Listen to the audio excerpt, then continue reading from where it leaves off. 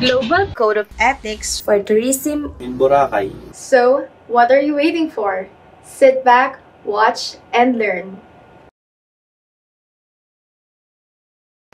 Ethical tourism is a form of tourism that has been specifically designed to encourage both the tourism industry and tourists to consider the ethical implications of their actions and avoid participations in activities which contribute to ethical abuse in tourism destinations. Basically, ethical tourism is a form of a responsible tourism. It means thinking about the consequences of your actions as a tourist on the environment, local people, and local economy. Some places in the world really benefit from tourism, and for some communities, the tourist trade is the main source of income and jobs. They minimize negative impacts and maximize the positive impacts. Actually, there are a lot of ways on how to be an ethical tourist.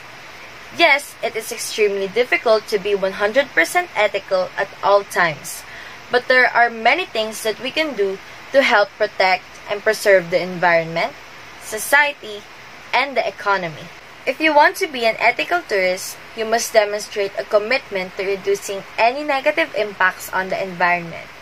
Some of the things that you can do include: don't buy animal souvenirs, don't touch animals, don't drop litters, turn off the lights, avoid plastics, and a lot more. What is Global Code of Ethics for Tourism? The Global Code of Ethics for Tourism, or what we call GCET, is a comprehensive set of principles whose purpose is to guide stakeholders in tourism development, like central and local governments, local communities, the tourism industry and its professionals, as well as visitors, both international and domestic. What is the importance of ethics in tourism? The Code of Ethics ensures the respect and understanding among all people and societies, the sustainable development of tourism, protection of nature and environment, the freedom of movement, the rights of tourists and residents, and the rights and obligation of tourist-specific professionals and authorities. What is the importance of ethics in tourism and hospitality industry? A hospitality company with poor ethics will not be able to keep customers, and staff satisfaction will plummet. There will be ethical dilemmas, though, which are when a person must choose between doing what is wrong or doing what is ethical, because it is the right thing to do. The Global Code of Ethics for Tourism sets a frame of reference for the responsible and sustainable development of world tourism. It draws inspiration from many similar declarations and industry codes that have come before, and it adds new thinking that reflects our changing society at the beginning of the 21st century. Members of the World Tourism Organization believe that the Global Code of Ethics for Tourism is needed to help minimize the negative impacts of tourism on the environment and on cultural heritage while maximizing the benefits for residents of tourism destinations. The Global Code of Ethics for Tourism is intended to be a living document. Read it, circulate it widely, participate in its implementation. Only with your cooperation can we safeguard the future of the tourism industry and expand the sector's contribution to economic prosperity, peace, understanding among all the nations of the world. And now, we will choose a destination here in the Philippines that can apply the 10 global codes of ethics for tourism. Boracay is very well known for its pristine white beaches, thrilling water activities, and great nightlife experience. An island covered 10.3 square kilometers and hosted 1/3 of all countries' visitors in 2017, unchecked development, insufficient treatment facilities, and overpopulation led to emergency task force finding widespread environmental violations.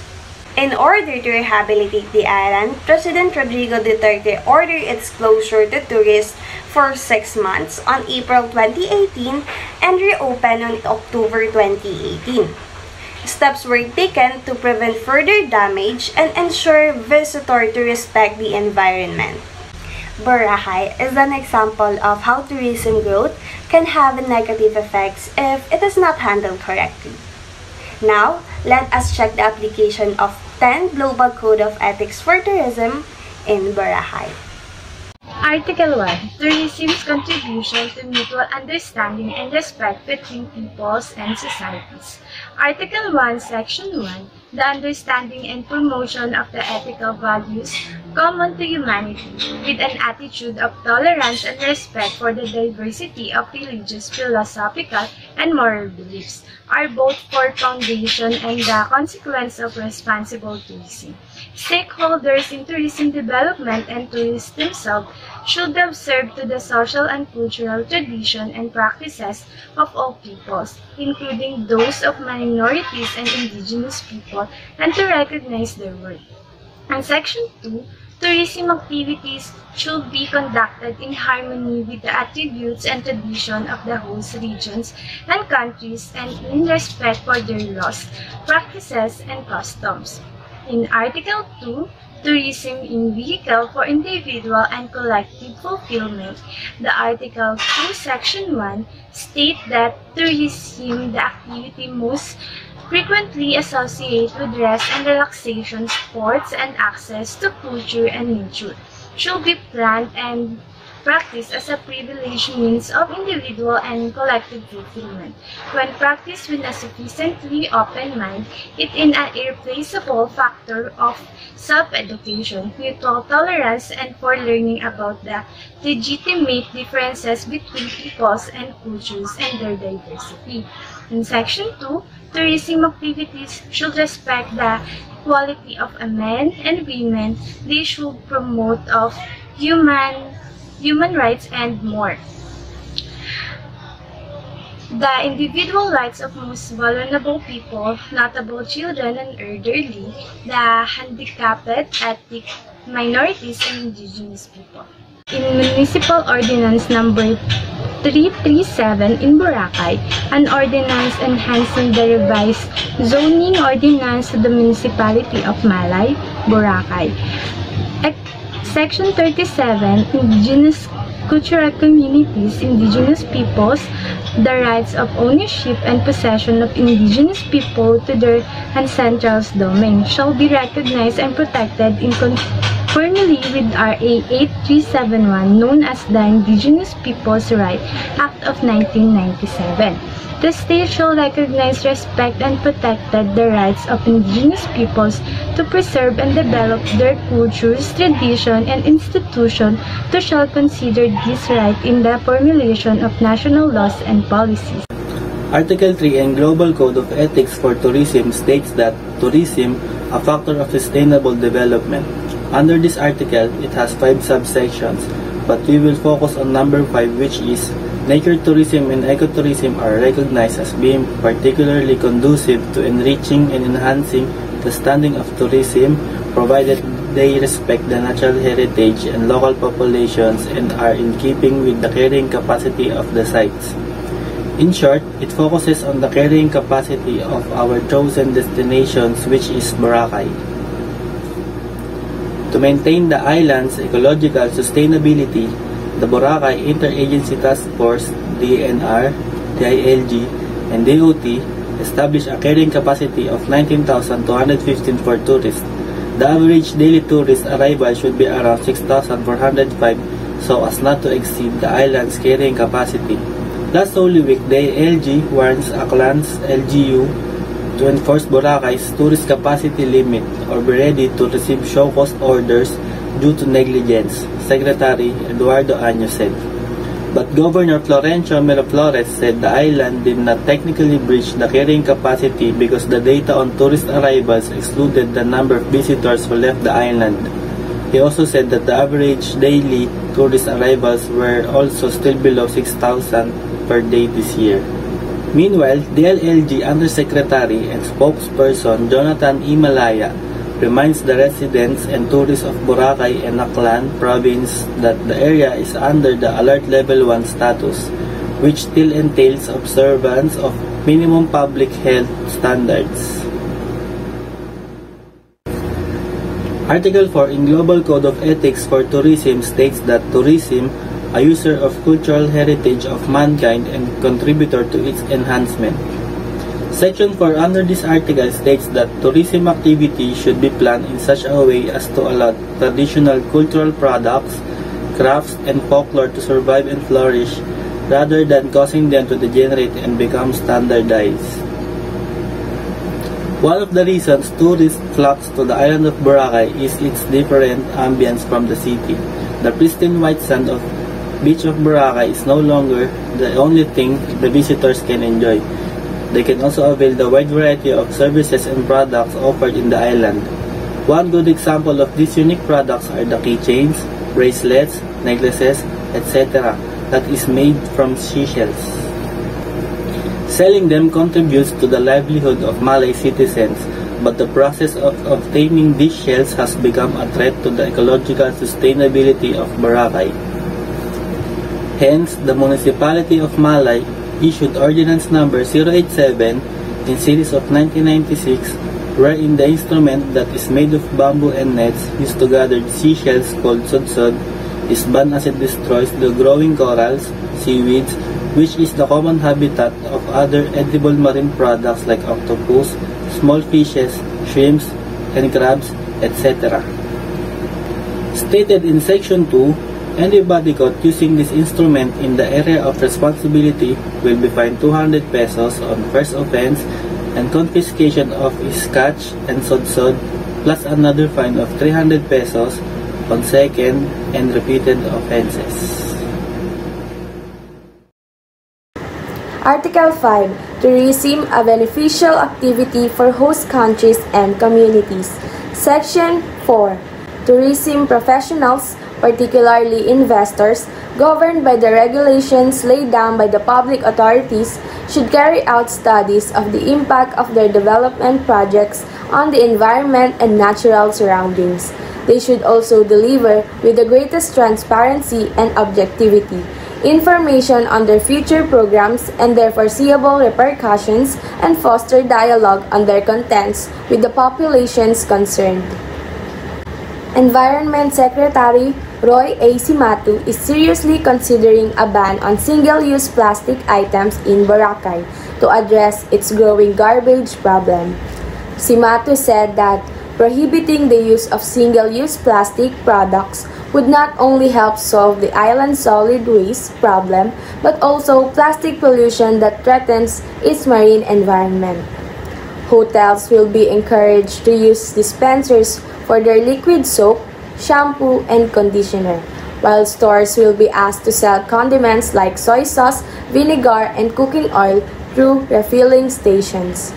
Republic Act No. 9003 or the Ecological Solid Waste Management Act of 2000 mandates local government units to have a comprehensive solid waste management plan and establish an MRF in each barangay to efficiently receive, sort, process, and store compostable and recyclable materials. Article 6. Obligations of stakeholders in tourism development. Section 1. Tourism professionals have an obligation to provide tourists with objective and honest information on their places of destination and on the conditions of travel, hospitality, and stays. They should ensure that the contractual clauses proposed to their customers are readily understandable as to the nature, price, and quality of the services they commit themselves to providing and the financial compensation payable by them in the event of a unilateral breach of contract on their part. Executive Number 53, Section 2. Powers and Functions. Ensure that policies on Boracay Island are consistent with relevant laws, rules, and regulations and fully implement in coordination with relevant agencies and LGUs. Such policies, laws, rules, and regulations, including the Boracay Action Plan. Review and consolidate existing master plans and formulate in close consultation with tourism stakeholders, urban planners and environmental groups, and local governments. An action plan towards the sustainable tourism development of Boracay, taking into account current critical environmental, social, and tourism issues. The ongoing master planning being undertaken by the Malay municipality and environment-friendly infrastructure facilities, establishments, and technologies. The Boracay Action Plan shall be a comprehensive medium-term master plan to rehabilitate, protect, and preserve the biodiversity of Boracay Island and ensure its sustainable development. It shall be submitted within 3 months from the issuance of this order for the approval of the President upon recommendation of the Cabinet. Global Code of Ethics for Tourism in Boracay. Article 7. The prospect of direct and personal access to the discovery and enjoyment of the planet's resources constitutes a right equally open to all the world's inhabitants. Right, regardless as the corollary of the right to rest and leisure as an expression of the sustained growth of free time, including reasonable limitation of working hours and periodic holidays with pay, guaranteed by Article 24 of the Universal Declaration of Human Rights and Article 7 of the International Covenant on Economic, Social, and Cultural Rights. The main purpose of social tourism is to aim at economic growth of the tourism industry to help facilitates widespread access to leisure, travel, and holidays, should be developed with the support of the public authorities. Family, youth, student, and senior tourism, and tourism for people with disabilities should be encouraged and facilitated. Article 8. In accordance with Article 13 of the Universal Declaration of Human Rights, freedom of movement, mobility rights, or the right to travel is a human rights concept encompassing the right of individuals to travel from place to place within the territory of a country. They should have access to places of transit and stay and to tourism and cultural sites without being subject to excessive formalities or discrimination so far as the economic situation of the countries from which they come permits. Travelers should have access to allowances of convertible currencies needed for their travels. Article 9. Rights of the workers and entrepreneurs in the tourism industry.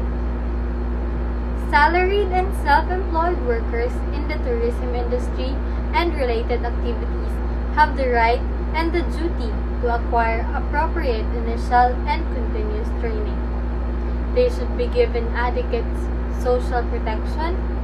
Job insecurity should be limited so far as possible, and a specific status with particular regard to their social welfare should be offered to seasonal workers in the sector. Boracay workers get dole in.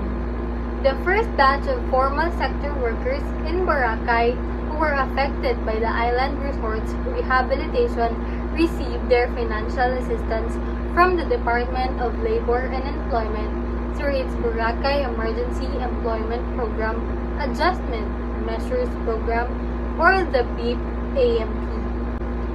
Displaced workers received 4,205.50 pesos, while retained workers receive a lump sum of 6,308.25 pesos, covering 3 months of assistance. DOLE is calling all workers who were affected by Boracay closure to avail of the BEP program. Qualified displaced and suspended workers will receive 50% of the prevailing minimum wage of Region 6 or 4,205.50 per month deposited monthly to their Land Bank of the Philippines account for a maximum period of 6 months. For qualified retained workers who do not receive a regular wage, they will get 25% of the privileged minimum wage in the region, covering a 3-month period deposited in a lump sum of their LBT account. Article 10. Implementation of the principles of the Global Code of Ethics for Tourism. The public and private stakeholders in tourism development should cooperate in the implementation of these principles and monitor their effective application. The ENR enforces environmental law to sustain Boracay rehab games. In upholding the provisions outlined in Presidential Decree 705 or the Forestry Reform Code of the Philippines, signed in 1975, the Department of Environment and Natural Resources now implements the environmental law in collaboration with the National Bureau of Investigation by ordering illegal occupants to vacate the area. This is also to sustain Boracay rehabilitation gain, which begins in 2018. In Chapter 1, Section 5, the law succinctly stated that the Bureau shall have jurisdiction and authority over all forests, lands, grazing lands, and all forest reservations, including watershed reservations presently administered by other government agencies or instrumentalities.